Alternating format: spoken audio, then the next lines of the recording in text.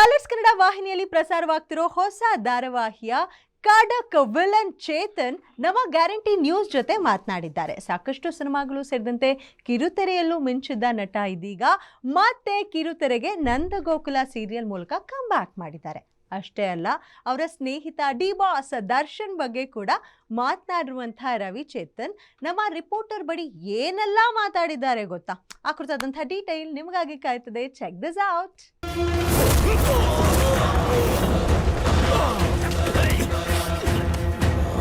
ಅದು ಸಿನಿಮಾದಲ್ಲಿ ವಿಲನ್ ಆಗಿದೆ, ವಾಪಸ್ ಸೀರಿಯಲ್ ಬಂದಾಗೂ ಅದು ಕ್ಯಾರಿ ಫಾರ್ವರ್ಡ್ ಆಗಿದೆ. ನಮ್ಮ ಮನೆಯಲ್ಲಿ ಕೆಲಸ ಮಾಡ್ಕೊಂತ ನಾಯಿ ನೀವು ರಿಯಲ್ ಆಗಿರೋದು ನಾವು ಎಂತ ರೀಲಲ್ಲಿ ತೋರಿಸ್ತಾ ಇದೀವಿ, ಬಟ್ ಎಂಟರ್ಟೈನ್ಮೆಂಟ್ ಆಗಿರುತ್ತೆ. ಸಂಭ್ರಮ ಎಲ್ಲಿವರೆಗೆ ಹಿಂಗೆ ನಡೀತದೆ ನಾನು ನೋಡ್ತೀನಿ. ನಾನು ಕಂಡ ದರ್ಶನ್ ಈಗೇನು ಬಿಂಬಿಸ್ತಾ ಇದ್ದಾರೆ ಅದಲ್ಲ.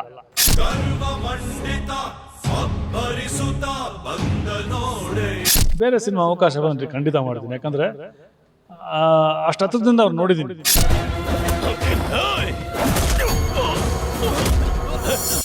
ಕಲರ್ಸ್ ವಾಹಿನಿಯಲ್ಲಿ ಪ್ರಸಾರವಾಗೋಕ್ಕೆ ರೆಡಿಯಾಗಿರುವಂತಹ ನಂದಗೋಕುಲ ಸೀರಿಯಲಲ್ಲಿ ಹೀರೋಯಿನ್ ಇದ್ದಾರೆ, ಹೀರೋ ಇದ್ದಾರೆ, ಅಪ್ಪ ಅಮ್ಮ ಇದ್ದಾರೆ, ಎಲ್ಲ ಒಂದು ಕಡೆ ಆದರೆ ಇವ್ರಿಗೆ ಸರಿಯಾಗಿ ಟಕ್ಕರ್ ಕೊಡೋಕ್ಕೆ, ಇವ್ರಿಗೆ ಅವಾಗ ಸ್ವಲ್ಪ ಗಲಾಟೆ ಮಾಡೋದಕ್ಕೆ ಒಬ್ಬರು ಖಡಕ್ ಆಗಿರೋ ವಿಲನ್ ಕೂಡ ಬೇಕಲ್ವಾ? ಆ ಖಡಕ್ ವಿಲನ್ ಅಂದರೆ ಪಕ್ಕ ನೀವು ಇವ್ರನ್ನ ಬಿಟ್ಟು ಬೇರೆ ಇನ್ಯಾರನ್ನೂ ಇಮ್ಯಾಜಿನೂ ಮಾಡ್ಕೊಳ್ಳಲ್ಲ. ಈ ಸೀರಿಯಲ್ ನೋಡಿದ್ರೆ ರವಿ ಚೇತನ್ ಸರ್ ಇದ್ದಾರೆ, ಅವರ ಗತ್ತು ಗಾಂಭೀರ್ಯ ನೋಡಿದ್ರೆ ಹೇಳ್ಬೋದು ವಿಲನ್ ಅಂದರೆ ಹೀಗೆ ಇರಬೇಕಪ್ಪ ಅನ್ನೋ ಥರನೇ ಇದ್ದಾರೆ. ಸೊ ಹೇಳಿ ಸರ್, ನಂದಗೋಕುಲದಲ್ಲಿ ನಿಮ್ಮ ವಿಲನ್ ಆಗಿ ಏನು ಮಾಡ್ತಿದ್ದೀರಾ, ಆ ಪಾತ್ರದ ಬಗ್ಗೆ ಹೇಳಿ. ಅದು ಸಿನಿಮಾದಲ್ಲಿ ವಿಲನ್ ಆಗಿದೆ, ವಾಪಸ್ ಸೀರಿಯಲ್ ಬಂದಾಗೂ ಅದು ಕ್ಯಾರಿ ಫಾರ್ವರ್ಡ್ ಆಗಿದೆ. ಒಂದು ಕಡೆ ಖುಷಿ ಇದೆ, ಜನ ನಮ್ಮನ್ನು ಅದೇ ಥರ ನೋಡೋಕ್ಕೆ ಇಷ್ಟಪಡ್ತಾರೆ. ಅದೇ ಥರ ಡೈರೆಕ್ಟರ್ಗಳು, ಪ್ರೊಡ್ಯೂಸರ್ಸು ಕಾಸ್ಟ್ ಮಾಡ್ತಾರೆ. ಎಲ್ಲೋ ಪಾತ್ರಕ್ಕೆ ಇವರೇ ಬೇಕು ಅಂತ ಅವ್ರಿಗೆ ಅನಿಸ್ತೇನೋ. ನನಗೆ ಡೈರೆಕ್ಟ್ರು ಬಂದು ಅಪ್ರೋಚ್ ಮಾಡಿದ್ರು, ಸೊ ಹಿಂಗೆ ಪಾತ್ರ ಇದೆ, ನಾವು ಯಾವತ್ತೂ ಏನೂ ಅಂದ್ಕೊಂಡಿಲ್ಲ ಬೇರೆ ಯಾರನ್ನೂ, ಸೊ ಇದಕ್ಕೆ ನೀವೇ ಆಗಬೇಕು ಅಂತ ಹೇಳಿದ್ರು. ಬಂದು ನರೇಷನ್ ಕೊಟ್ಟರು. ಎಲ್ಲೋ ಒಂದು ಕಡೆ ನನಗೆ ಕತೆ ಓಕೆ ಅನ್ನಿಸ್ತು, ಖುಷಿ ಆಯಿತು. ಅಂದರೆ ಸಿನಿಮಾ ಇಂಡಸ್ಟ್ರಿಯಲ್ಲಿ ಒಂದು 25 ವರ್ಷ ಆಯಿತು, ಒಂದು ಸಿಲ್ವರ್ ಜೂಬ್ಲಿ, ಒಂದು 300 ಸಿನಿಮಾ ಆಯಿತು. ಬಟ್ ಸಿನಿಮಾ ಆದ ನಂತರ ಕಮ್ ಬ್ಯಾಕ್ ಹೇಗೆ ಅನ್ನೋದು ನಾನು ಯೋಚನೆ ಮಾಡ್ತಾಯಿದ್ದೆ. ಎಲ್ಲೋ ಒಂದು ಕಡೆ ಅನ್ನಿಸ್ತು, ಯಾಕಂದ್ರೆ ನಾನು ಸೀರಿಯಲಿಂದನೇ ಬಂದಿದ್ದು, ಸೀರಿಯಲಿಂದನೇ ಸಿನಿಮಾ. ಸೊ ನಡೆದು ಬಂದ ದಾರಿನ ಯಾವತ್ತೂ ಮರಿಬಾರ್ದು. ಸೊ ಸೀರಿಯಲಿಂದ ಸಿನಿಮಾ ಹೋದಾಗ ಯಾಕೆ ಹೋದೆ ಅಂತಂದರೆ, ಇಲ್ಲಿ ನಮಗೆ ಸಿನಿಮಾ ಬಂದಾಗ ಡೇಟ್ಸು ನಮಗೆ ಮ್ಯಾಚ್ ಬಿಟ್ಕೊಡ್ತಿರಲಿಲ್ಲ. ಇಲ್ಲ ಸರ್ ಬ್ಯಾಂಕಿಂಗ್ ಇಲ್ಲ, ಮಾಡಲೇಬೇಕು. ಸೊ ಹೀಗಾಗಿ ನಾನು I am talking about 20 years back. So ಆಗ ಸೀರಿಯಲ್ಸ್ನ ಬೇಡ ಅಂತ ಬಿಟ್ಟು ನಾನು ಸಿನಿಮಾ ಹೋದೆ. ನನ್ನ ಕೈ ಹಿಡಿತು. ಒಂದು 25 ವರ್ಷ ಇಂಡಸ್ಟ್ರಿಯಲ್ಲಿ ಇದ್ದೆ, up to this Kaatera. So Kaatera ಆದ ನಂತರ ವಾಟ್ ನೆಕ್ಸ್ಟ್ ಅಂತ ನಾನು ಯೋಚನೆ ಮಾಡ್ತಾಯಿದ್ದೆ. ಒಂದು ಡಿಫ್ರೆಂಟ್ ಪಾತ್ರದಲ್ಲೆಲ್ಲ ಮಾಡಿದ್ದೆ, ಬಟ್ ಎಲ್ಲೋ ಒಂದು ಕಡೆ ಆ ಪಾತ್ರ ಕ್ಯಾರಿ ಆಗಲಿಲ್ಲ. ಆಮೇಲೆ ಈ ಒಂದು 2 ವರ್ಷ ಸಿನಿಮಾ ಇಂಡಸ್ಟ್ರಿನೂ ಅಷ್ಟು ಗ್ರೋತ್ ಇಲ್ಲ. ಸೊ ಯಾವ ಸಿನಿಮಾಗಳು ಹೋಗ್ತಾ ಇಲ್ಲ, ಒಂದು ಪ್ರಾಬ್ಲಮಲ್ಲಿದೆ. ಮಾರ್ಕೆಟಿಂಗ್ ಆಗಲಿ ಮತ್ತೊಂದಾಗ್ಬೋದು. ಸೊ ಹೇಳ್ತಲ್ಲ, out of sight is out of mind ಅಂತ. ಸೊ ವಾಟ್ ನೆಕ್ಸ್ಟ್ ಅಂತ ಯೋಚನೆ ಮಾಡಿದಾಗ, ನಾನು ಯೋಚನೆ ಮಾಡೋ ಟೈಮಲ್ಲಿ ಕರೆಕ್ಟಾಗಿ ಶ್ರವಂತ್ ಅವ್ರು ಬಂದು, ಸೊ ಇಂದೊಂದು ಸೀರಿಯಲ್ಲು ಮಾಡಲೇಬೇಕು ನೀವು ಅಂದರು. ಹಿಂದೆ ಒಂದು ಸಿನಿಮಾ ಜೊತೆ ಮಾಡಿದ್ದೆ. ಸೊ ನಾನು ಏನೂ ಇಲ್ಲ ಅನ್ನೋಕ್ಕೆ ಆಗಲಿ, ಯಾಕಂದರೆ ಅವರು ಪಾತ್ರ ಬಗ್ಗೆ ನೋಡಿದ್ರೆ ಸಕಾಲಾಗಿತ್ತು, ಆಮೇಲೆ ಪೇಮೆಂಟು ಸಕಾಲಾಗಿತ್ತು, ಆಮೇಲೆ ಸಿನಿಮಾಗೆ ನೀವು ನನಗೆ ಡೇಟ್ಸ್ ಬಿಟ್ಕೊಡ್ಬೇಕು ಅಂದರೆ ಅದನ್ನೂ ಬಿಡ್ತೀನಿ ಅಂದರು. ಎಲ್ಲ ಒಪ್ಕೊಂಬಿಟ್ರು. ಇನ್ನು ನನಗೆ ಇಲ್ಲ ಅನ್ನೋಕ್ಕೇನೂ ಆಗಲಿಲ್ಲ. So and is a sweet person. ತುಂಬ ಚೆನ್ನಾಗಿ ಕನ್ವಿನ್ಸ್ ಮಾಡಿದ್ರು. ನಿಮ್ಮ ಪಾತ್ರ ಹೀಗಿರುತ್ತೆ ಸರ್, ನಿಮ್ಮನ್ನೇ ಅಂದ್ಕೊಂಡಿದ್ದೀನಿ ಸರ್ ಅಂತೆಲ್ಲ. ಸೊ ಫೈನಲಿ ನಾನು ಈ ಪ್ರಾಜೆಕ್ಟಿಗೆ ಬಂದೆ. ಮಾಡೋದು ಭಾಳ ಖುಷಿ ಆಗ್ತದೆ, ಯಾಕಂದರೆ first of all Colors Kannada one of the top channel. So ಅದಾದಂಥ ಶ್ರವಂತ್ ಅವರು ನನಗೆ ಮೊದಲಿನ ಪರಿಚಯ, and working with him it's a very nice feeling.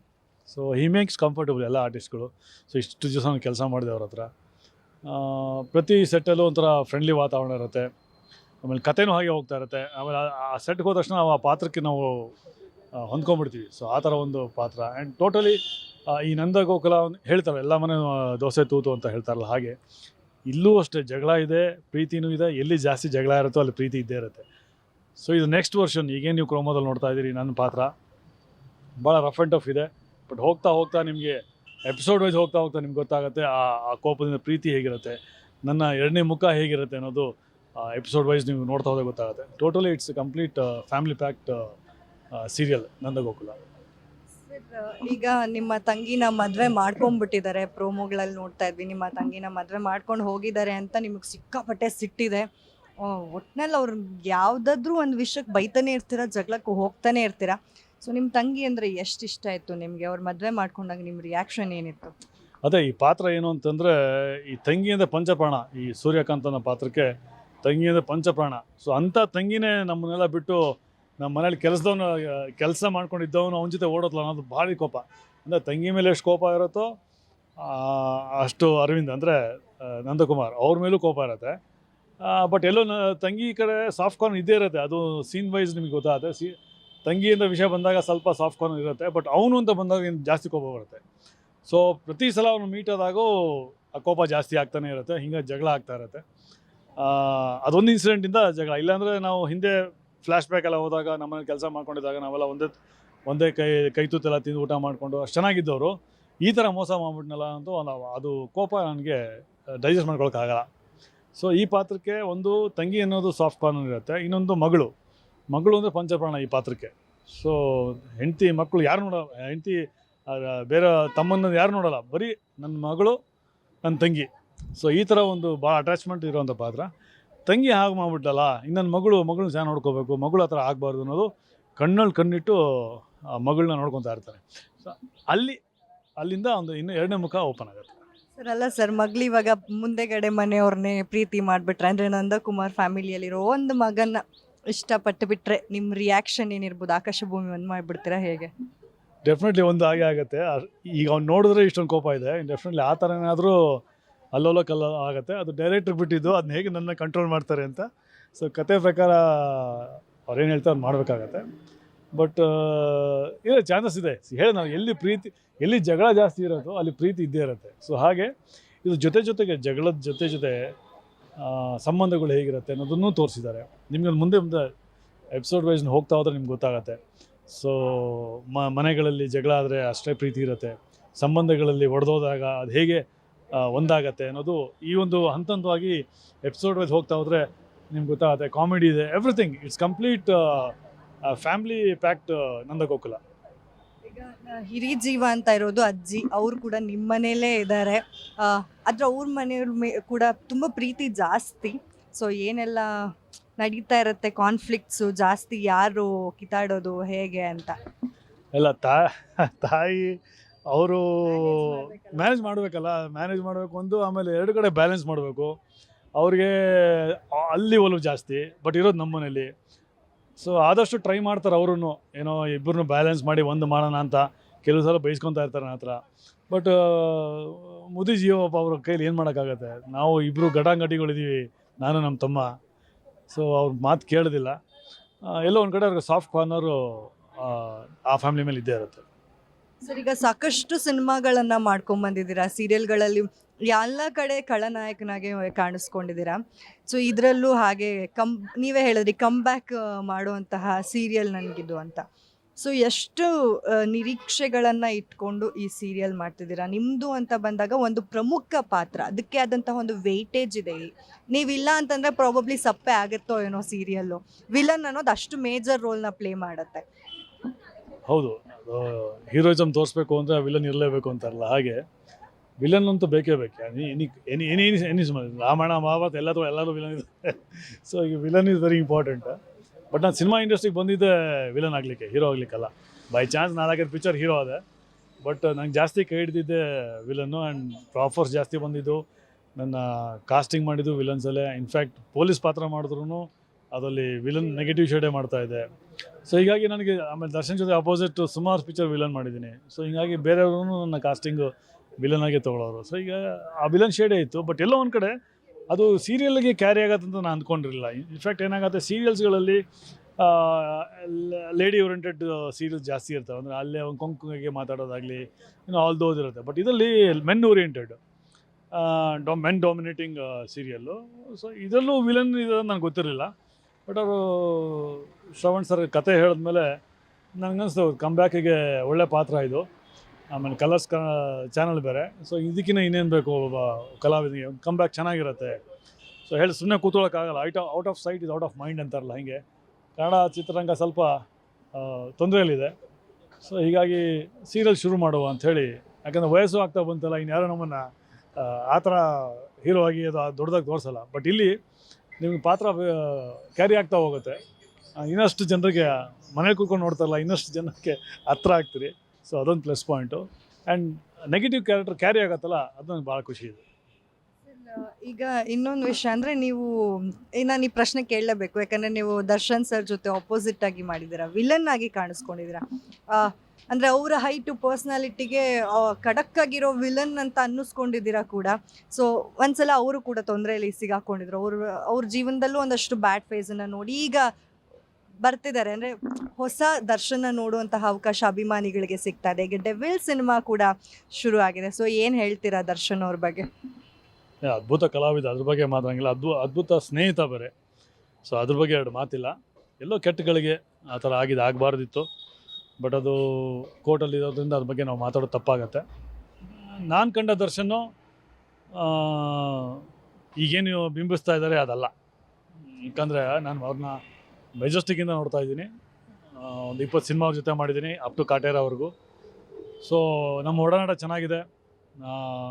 ಜೊತೆ ಓಡಾಡ್ತೀವಿ, ಪಾರ್ಟಿ ಮಾಡ್ತೀವಿ, ತೋಟಕ್ಕೆ ಹೋಗ್ತೀವಿ, ಎವ್ರಿಥಿಂಗ್ ಇಸ್ ಫೈನ್. ಕುಂತು ನಿಂತು ಸಿನಿಮಾ ಬಗ್ಗೆ ಮಾತಾಡ್ತೀವಿ, ಎಲ್ಲ ಚೆನ್ನಾಗಿತ್ತು. ಎಲ್ಲೋ ಒಂದು ಕೆಟ್ಟಗಳಿಗೆ ಕೆಲವೊಂದಿಷ್ಟು ಜನ ಸುತ್ತಮುತ್ತ ಇರೋ ಜನ ಕೆಲವು ಸೇರಿಕೊಂಡು ಅದನ್ನ ಹಾಳು ಮಾಡೋದು ಅಂತ ನನಗನ್ಸುತ್ತೆ. ಯಾಕಂದ್ರೆ ನನಗೆ ಒಂದು 2-3 ಕೈ ಇನ್ಸಿಡೆಂಟ್ ಆಯಿತು. ಹೀಗಾಗಿ ನನಗೂ ಸ್ವಲ್ಪ ಬೇಜಾರಿದೆ, ಓಪನ್ ಆಗಿ ಹೇಳ್ತಾ ಇದ್ದೀನಿ. ದರ್ಶನ್ ಅವರು ಜೈಲ್ಗೆ ಹೋದಾಗ ನನಗೆ ಒಂದು ನಿಮ್ಮ ಮಾಧ್ಯಮ ಹೇಳಿದ್ದು ನನಗೆ, ನೀವೇ ಫಸ್ಟು ಸಹ ಅವ್ರ ಬಗ್ಗೆ ಮಾತಾಡಿದ್ದು. ಯಾರೂ ಮಾತಾಡ್ತಾ ಒಂದು ವಾರ ಆಗಿತ್ತು, ಅರೆಸ್ಟ್ ಆಗಿ ಒಂದು ವಾರ ಆಗಿತ್ತು. ಯಾರೂ ಆರ್ಟಿಸ್ಟು ಅವ್ರ ಬಗ್ಗೆ ಮಾತಾಡ್ತಾ ಇದ್ದಾರೆ, ಮೈಕ್ನ ತಳ್ಳಿಬಿಡ್ತಾರೆ ಅಥವಾ ಅವಾಯ್ಡ್ ಮಾಡ್ತಾರೆ, ಸ್ವಿಚ್ ಆಫ್ ಮಾಡ್ತಾರೆ ಫೋನು, ಇವೆಲ್ಲ ಮಾಡ್ತಾರೆ. ಬಟ್ ನೀವೊಬ್ಬರೇ ಸರ್ ಕೊಟ್ಟಿರೋದು. ನಾನು ಕಂಡ ದರ್ಶನ್ ಹಂಗಿದ್ರು. ಅದು ಸತ್ಯ ಹೇಳೋದ್ರಲ್ಲಿ ಭಯ ಏನಿದೆ? ದರ್ಶನ್ ಹೌದು ಆ ಥರ ಅಲ್ಲ, ನೀವೇನು ಬಿಂಬಿಸ್ತಾ ಇದ್ದೀರಾ ಆ ಥರ ಅಲ್ಲ. ದರ್ಶನ್ ಈ ಥರ ಇದ್ದಾರೆ. ಇಷ್ಟು ಒಬ್ರಿಗೆ ಹೆಲ್ಪ್ ಮಾಡಬೇಕು ಅಂದರೆ ಓಡೋಗಿ ಹೆಲ್ಪ್ ಮಾಡ್ತಾನೆ ಅಂಥ ಮನುಷ್ಯ. ಅವನು ಹೆಲ್ಪ್ ಮಾಡಿದವ್ರಿಗೆ ಯಾರಿಗೂ ಬಾಯ್ ಬಿಡಲ್ಲ. ಅವ್ನು ಹೆಲ್ಪ್ ಮಾಡಿದೆ ಅಂತ. ಇನ್ಫ್ಯಾಕ್ಟ್ ಅವ್ರು ಯಾರು ಹೆಲ್ಪ್ ಮಾಡಿರ್ತಾರೆ ಅವ್ರು ಬಂದು ನನಗೆ ಹೇಳ್ತಾರೆ, ಸರ್ ದರ್ಶನ್ ಥ್ಯಾಂಕ್ಸ್ ಅಂತ ಹೇಳ್ಬಿಡಿ ಸರ್, ನನಗೆ ಹೆಲ್ಪ್ ಮಾಡಿದ್ರು ಅಂತ. ಅವಾಗ ನಾವು ದರ್ಶನ ಕೇಳಿದ್ರೆ ಹೋಗ್ಲಿ ಬಿಡ. ಸೊ ಈ ಥರ ವ್ಯಕ್ತಿ. ಸೊ ನಾನು ಕಂಡ ದರ್ಶನ್ ಹಂಗಿತ್ತು. ಬಟ್ ಆಫ್ಟರ್ ಕುರುಕ್ಷೇತ್ರ ಚೂರು ಅಲ್ಲಿ ಯಾರು ಸೇರಿಕೊಂಡು ಹಾಳು ಮಾಡೋ ಸುತ್ತಮುತ್ತ ಜನ ಸರಿ ಇರಲಿಲ್ಲ. ಯಾಕಂದ್ರೆ ನನ್ನ ಕುರುಕ್ಷೇತ್ರವಾಗೂ ಸುತ್ತಮುತ್ತ ಬರೀ ಜನ ಸುತ್ತಮುತ್ತ ಬರೀ ಇವರೇ ಇದ್ದಿದ್ದು, ಸಿನಿಮಾದವ್ರು ಇದ್ದಿದ್ದು. ಕುಂತರು ನಿಂತರು ಸಿನಿಮಾ ಬಗ್ಗೆ ಮಾತಾಡ್ತಾ ಇದ್ವಿ. ಬಟ್ ಅದಾದ ನಂತರ ಎಲ್ಲೋ ಒಂದು ಕಡೆ ಅವ್ರದ್ದು ಬೇರೆ ಯಾರೋ ಸೇರ್ಕೊಂಡಾಗಿತ್ತು. ನಾವು ಹೋಗೋದು ಕಮ್ಮಿ ಮಾಡಿದ್ವಿ. ನಮಗೂ 2 ಕೈ ಘಟನೆಗಳಾಯಿತು. ಅದಾದಮೇಲೆ ದರ್ಶನ್ ಅವ್ರಿಗೆ ಇದ್ರ ಬಗ್ಗೆ ಮಾತಾಡೋಣ ಅಂತ ಇದ್ದೆ, ಅಷ್ಟರಲ್ಲಿ ಈ ಥರ ಆಗೋಯ್ತು. ಸರ್ ಈಗ ಅವ್ರ ಡೆವಿಲ್ ಸಿನಿಮಾ ಕೂಡ ಈಗ ಶೂಟಿಂಗ್ ಎಲ್ಲ ಶುರು ಆಗಿದೆ. ಈಗ ಅಭಿಮಾನಿಗಳು ತುಂಬ ಕಾಯ್ತಾ ಇದ್ದಾರೆ, ಡೆವಿಲ್ ಸಿನಿಮಾ ಯಾವಾಗ ಬರುತ್ತೆ, ನಾವು ಡಿ ಬಾಸ್ನ ಮತ್ತೆ ಯಾವಾಗ ತೆರೆ ಮೇಲೆ ನೋಡ್ತೀವಿ ಅಂತ ಹೇಳಿ. ಸೊ ನೀವು ಮುಂದಿನ ಪ್ರಾಜೆಕ್ಟ್ ಏನಾದರೂ ದರ್ಶನ್ ಅವ್ರ ಜೊತೆ ಮಾಡ್ತಾ ಇದ್ದೀರಾ, ಹೇಗೆ? ಇಲ್ಲ, ಡೆವಿಲಲ್ಲಿ ನಾನು ಮಾಡ್ತಾ ಇಲ್ಲ. ಅಭಿಮಾನಿಗಳು ಏನು ಕಮ್ಮಿ ಆಗಿಲ್ಲ. ಅವ್ರಿಗೆ ಅಭಿಮಾನಿಗಳು ಏನಿದ್ದಾರೆ ಇನ್ನೂ ಜಾಸ್ತಿ ಆಗಿದ್ದಾರೆ ಹೊರತು ಕಮ್ಮಿ ಆಗಿಲ್ಲ. ಸೊ ಡೆವಿಲ್ ಸಿನಿಮಾದಲ್ಲಿ ನಾನು ಮಾಡ್ತಾಯಿಲ್ಲ. ಬೇರೆ ಸಿನಿಮಾ ಅವಕಾಶ ಬಂದರೆ ಖಂಡಿತ ಮಾಡ್ತೀನಿ. ಯಾಕಂದರೆ ಅಷ್ಟು ಹತ್ರದಿಂದ ಅವ್ರು ನೋಡಿದ್ದೀನಿ. ಸೊ ಹೀಗಾಗಿ ಆಮೇಲೆ ಒಡನಾಟ ಚೆನ್ನಾಗಿದೆ. ಒಡನಾಟ ಚೆನ್ನಾಗಿರೋದ್ರಿಂದ ನನಗನ್ಸುತ್ತೆ ನನ್ನ ಕಾಸ್ಟ್ ಮಾಡೋದ್ರಲ್ಲಿ ಡೈರೆಕ್ಟರ್ಸ್ ಆಗಲಿ ಪ್ರೊಡ್ಯೂಸರ್ಸ್ ಆಗಲಿ ಹಿಂದೆ ಮುಂದೆ ನೋಡೋಲ್ಲ. ಇನ್ಫ್ಯಾಕ್ಟ್ ದರ್ಶನ್ ಸರು ಅಷ್ಟೇ ಹಿಂದೆ ಮುಂದೆ ನೋಡೋಲ್ಲ. ಯಾಕಂದರೆ ಅಷ್ಟು ಸಿನಿಮಾ ಮಾಡಿದ್ದೀವಿ, ಅಷ್ಟು ಒಟ್ಟಿಗಿದ್ದೀವಿ. ಡೆಫಿನೆಟ್ಲಿ ಒಂದು ಒಳ್ಳೆ ಪಾತ್ರ ಅವ್ರ ಜೊತೆ ಸಿಕ್ಕರೆ ಮಾಡೇ ಮಾಡ್ತೀನಿ. ಭೇಟಿ ಏನಾದರೂ ಮಾಡಿದ್ರಾ ಅವರು ಹೊರಗಡೆ ಬಂದಮೇಲೆ? ಇಲ್ಲ, ಭೇಟಿ ಮಾಡಿಲ್ಲ. ಇಲ್ಲ, ಓಪನಾಗಿ ಹೇಳ್ತೀನಿ, ಭೇಟಿ ಮಾಡಿಲ್ಲ. ಅಂದರೆ ಕೋರ್ಟು ಕಚೇರಿ ಅವೆಲ್ಲ ಕೇಸ್ ಮುಗಿಸ್ಕೊಳ್ಳಿ, ಆಮೇಲೆ ಫ್ಯಾಮಿಲಿ ಜೊತೆ ಇದ್ದಾರೆ, ಇರಲಿ, ಎಲ್ಲವೂ ಡಿಸ್ಟರ್ಬ್ ಮಾಡೋದು ಬೇಡ. ಯಾಕಂದರೆ ಫ್ಯಾಮಿಲಿ ಮಧ್ಯೆ ಅವ್ರದ್ದೆಲ್ಲ ಆಗಿತ್ತು, ಜಗಳ ಎಲ್ಲ ಆಗಿತ್ತು. ಸರಿ, ಎಲ್ಲರ ಮನೆ ದೋಸೆ ತೂತೆ ಅಲ್ವಾ, ಅಂಥಲ್ಲೆಲ್ಲ ಅವರು ಫಸ್ಟು ಚೆನ್ನಾಗಿ ಆಗಲಿ. ಮುಂದೆ ನಾವು ಸಿಗೋದು ಇದ್ದೇ ಇರುತ್ತೆ. ಯಾವುದೋ ಒಂದು ಸಿನಿಮಾ ಸಿಕ್ಕಿದಾಗ ಪಾತ್ರ ಮಾಡೇ ಮಾಡ್ತೀವಿ. ಅವ್ರ ಜೊತೆ ಮತ್ತೆ ನಾನು ಸಿನಿಮಾ ಮಾಡ್ತೀನಿ. ಇನ್ನು ಕಮ್ಮಿಂಗ್ ಬ್ಯಾಕ್ ಟು ನಂದ ಗೋಕುಲದಲ್ಲಿ ಖಡಕ್ ವಿಲನ್ ಅಂದರೆ ಯೂಶಲಾಗಿ ಜನ ಕನ್ಸಿರುತ್ತೆ, ನಿಮ್ಮನ್ನು ಪ್ರೋಮೋಲಿ ನೋಡಿದಾಗ ಈ ವಿಲನ್ ಸಖತ್ತಾಗಿ ಮಾಡ್ತಾರಪ್ಪ ಅಂದರೆ ಪರಿಚಯ ಇರುವಂತಹ ಖಳನಾಯಕ ಅಂದರೆ ಪ್ರಾಬಬ್ಲಿ ಜನಕ್ಕೆ ನೀವೇ ಅನಿಸುತ್ತೆ ಸರ್. ತುಂಬ ಜನ ನನ್ನ ಕಮೆಂಟ್ಸ್ ನೋಡಿದಾಗೂ ಕೂಡ ಹೇಳ್ಬೋದು, ಇವ್ರಿಗೆ ಗೊತ್ತು ಅನ್ನೋ ಕಮೆಂಟ್ಸ್ಗಳಿರತ್ತೆ. ಸೊ ಈಗ ನೀವು ಈ ಖಳನಾಯಕನಾಗಿ ಕಾಣಿಸ್ಕೊಳ್ತಾ ಇರೋದು ಒಂದು ಕಮ್ಬ್ಯಾಕ್ ಕನ್ನಡ ಸೀರಿಯಲಿಗೆ ಮಾಡ್ತಾ ಇರೋದು. ಸೊ ಯಾವಾಗಿಂದ ತೆರೆ ಕಾಣ್ತಿದೆ, ಯಾಕೆ ವೀಕ್ಷಕರು ನೋಡಬೇಕು ಅನ್ನೋದು? ನಾನು ಹೇಳಿದ ಇದೇ ಜೂನ್ 4ನೇ ತಾರೀಕು ರಾತ್ರಿ 9 ಗಂಟೆಗೆ ಟೆಲಿಕಾಸ್ಟ್ ಆಗುತ್ತೆ. ಇದರಲ್ಲಿ ಪ್ರಮುಖವಾದ ಒಂದು ನೆಗೆಟಿವ್ ಶೇಡಲ್ಲಿ ಪಾತ್ರ ಮಾಡಿದ್ವಿ, ಸೂರ್ಯಕಾಂತ್ ಅಂತ. ಯಾಕೆ ಈ ಸೀರಿಯಲ್ ನೋಡಬೇಕು ಅಂದರೆ ನಾನು ಹೇಳಿದೆ ಅವಲ್ಲ, ಎಲ್ಲಿ ಜಗಳ ಜಾಸ್ತಿ ಇರುತ್ತೋ ಅಲ್ಲಿ ಪ್ರೀತಿ ಇರುತ್ತೆ. ಸೊ ಆ ಪ್ರೀತಿನ ಪಡೆಯೋದಕ್ಕೋಸ್ಕರ ಜಗಳ ಆಡಬೇಕಾಗತ್ತೆ. ಅದು ಮುಂದೆ ಎಪಿಸೋಡ್ ಹೋಗ್ತಾ ಹೋಗ್ತಾ ನಿಮಗೆ ಗೊತ್ತಾಗುತ್ತೆ ಫ್ಯಾಮಿಲಿ ಅಂದರೆ ಏನು, ಸೆಂಟಿಮೆಂಟ್ ಅಂದರೆ ಏನು, ಸಂಬಂಧಗಳು ಏನು, ಒಂದು ಹಂತವಾಗಿ ಹೋಗ್ತದೆ. ಯಾಕಂದರೆ ಎಲ್ಲರ ಮನೇಲಿ ನಡೆಯೋ ಘಟನೆ ಇದು. ಎಲ್ಲರ ಮನೇಲೂ ಜಗಳ ಆಗುತ್ತೆ, ಮತ್ತೆ ಒಂದಾಗ್ತಾರೆ, ಮತ್ತೆ ಜಗಳ ಆಗುತ್ತೆ, ಒಂದಾಗುತ್ತೆ, ಸಂಸಾರ. ಸೊ ಅದೇ ಥರ ಇದು ಅಷ್ಟೇ. ರಿಯಲ್ ಆಗಿರೋದು ನಾವು ಎಂತ ರೀಲಲ್ಲಿ ತೋರಿಸ್ತಾ ಇದ್ದೀವಿ, ಬಟ್ ಎಂಟರ್ಟೈನ್ಮೆಂಟ್ ಆಗಿರುತ್ತೆ. ನೀವೆಲ್ಲ ಕೂತ್ಕೊಂಡು ಎಂಜಾಯ್ ಮಾಡ್ತೀರಿ. ಕಾಮಿಡಿನೂ ಇದೆ ಇದರಲ್ಲಿ, ಆ್ಯಂಡ್ ಸೆಂಟಿಮೆಂಟು ಇದೆ, ಎಲ್ಲ ಥರ ಮಿಕ್ಸ್ ಇದೆ. ಕಂಪ್ಲೀಟ್ ಫ್ಯಾಮಿಲಿ ಪ್ಯಾಕೇಜ್ ಅಂತ ಹೇಳೋಕ್ಕೆ ಇಷ್ಟಪಡ್ತೀನಿ ಈ Nandagokula. Thank you so much sir, ಇಷ್ಟೊತ್ತು ನಮ್ಮ ಗ್ಯಾರಂಟಿ ನ್ಯೂಸ್ ಜೊತೆ ಮಾತಾಡಿದ್ದಕ್ಕೆ. ಹಾಗೆ ನಿಮ್ಮ ನಂದಗೋಕುಲ ಸೀರಿಯಲ್ಗೆ ಆಲ್ ದ ಬೆಸ್ಟ್. ಹಾಗೆ ನಿಮ್ಮ ಕಂಬ್ಯಾಕ್ ಒಂದು ಅದ್ಧೂರಿಯಾದಂತಹ ಕಂಬ್ಯಾಕ್ ಆಗಲಿ. ನೋಡಿದ್ರಲ್ಲ, ಇದಾಗಿತ್ತು ಸೂರ್ಯಕಾಂತ್ ಅವರ ಮಾತು. ನಂದಗೋಕುಲ ಸೀರಿಯಲ್ನ ಇದೇ ಜೂನ್ 4ನೇ ತಾರೀಕಿಂದ ಮಿಸ್ ಮಾಡಿದೆ ನೋಡಿ. ಇದೇ ಹೊತ್ತಿನ ಸ್ಪೆಷಲ್. ನೋಡ್ತಾ ಇರಿ guarantee news. Camera person Venkatesh ಜೊತೆ ಚಂದನ. ಗ್ಯಾರಂಟಿ ನ್ಯೂಸ್, ಸುದ್ದಿ ಖಚಿತ, ನ್ಯಾಯ ನಿಶ್ಚಿತ.